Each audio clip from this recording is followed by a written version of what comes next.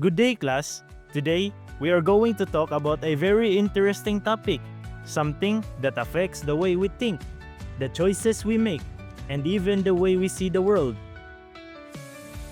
Have you ever watched an advertisement that made you want to buy something immediately?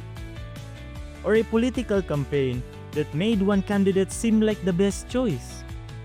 Or maybe you've seen a social media post that made you feel strongly about an issue. If yes, then you have already experienced our topic, and this is all about propaganda techniques.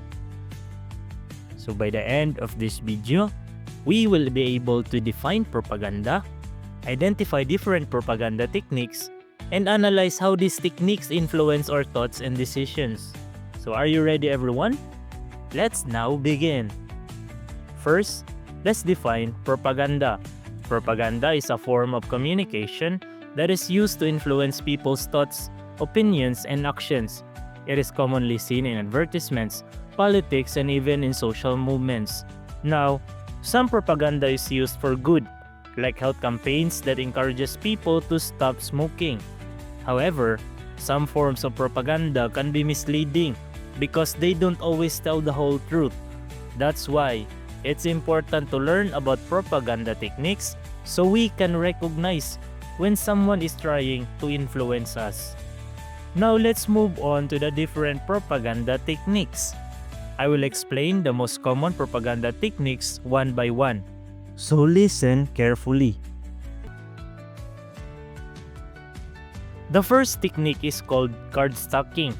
This is when an advertisement or a message shows only the best features of a product, tells half-truths, and hides the potential problems. So we have here an example.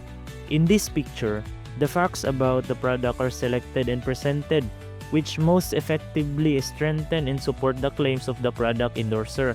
The propaganda uses card stacking technique because the milk in the poster claims to have no trans fat, but it hides the truth of the possible negative side effects of their product.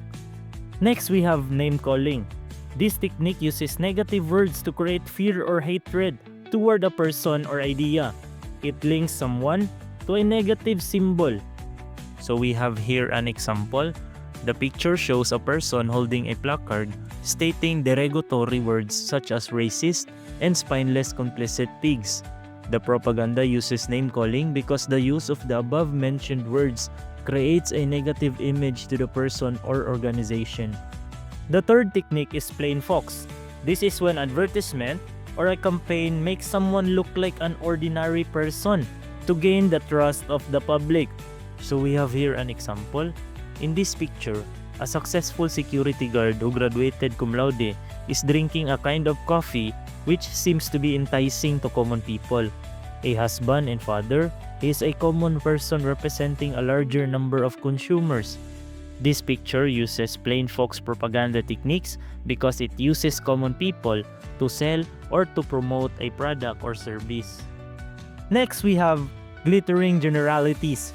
This technique uses positive and emotional words to attract people's attention, even if the message itself is vague.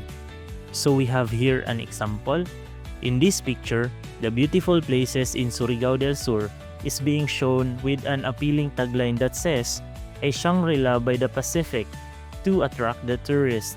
This shows an example of glittering generalities because it uses the word Shangri-La, which also means paradise, a word that evokes a positive emotional response from an audience. The next technique is soft soap. This means using flattery or exaggerated compliments to get people to agree with the message. So we have here an example. In this scenario, the salesman is trying to convince the lady to buy the dress that he is selling by flattering and complimenting her. He uses the word gorgeous instead of ma'am or miss. He says, "You look stunning, the dress would fit on you." This shows an example of soft soap propaganda technique because the salesman uses flattery or insincere compliments to convince the consumer. Now, let's talk about the bandwagon technique. This method persuades people by showing that everyone else is doing it.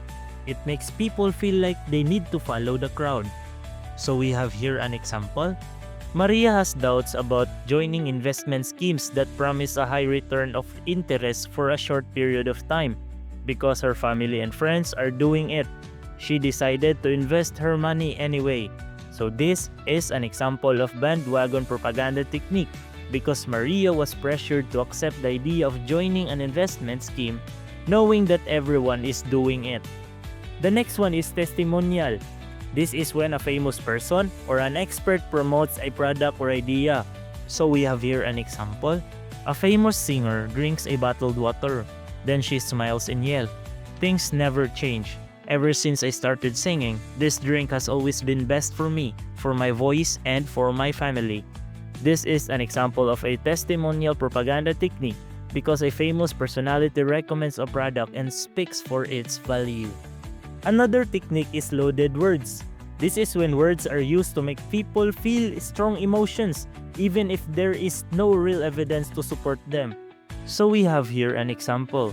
A campaign poster has a photo of a political candidate and a screaming phrase, "Change to be better."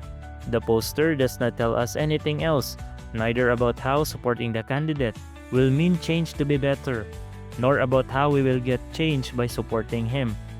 This is an example of loaded words propaganda technique because it uses an expression that is stereotypically used by political candidates and is generally appealing to the emotions of the audience, which cannot be supported by solid evidence. Now let's talk about transfer. So this technique uses association meaning. It takes the good or bad qualities of something and applies them to another thing. So we have here an example.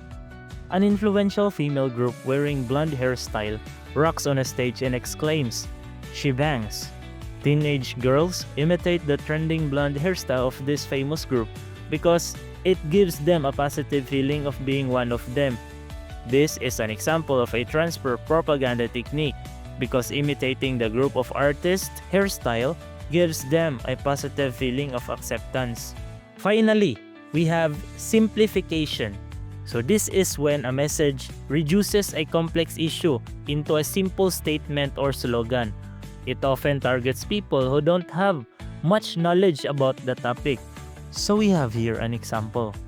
An important person in the community declares, "We made it."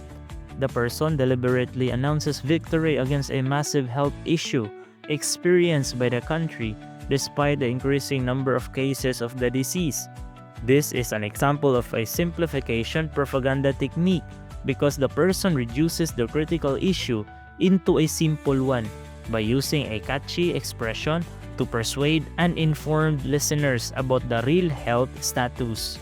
In summary, propaganda is a form of communication that influences people's beliefs and decisions. We have discussed 10 common propaganda techniques: the card stacking, name calling, flame fox, glittering generalities, soft soap, bandwagon, testimonial, loaded words, transfer, and simplification. Each of these techniques is designed to persuade an audience in different ways. Understanding propaganda techniques helps us become more aware of how messages are structured in media, advertising, and politics. It allows us to think critically and make informed decisions rather than being easily influenced. So that concludes our discussion for today. Thank you so much, class, for listening.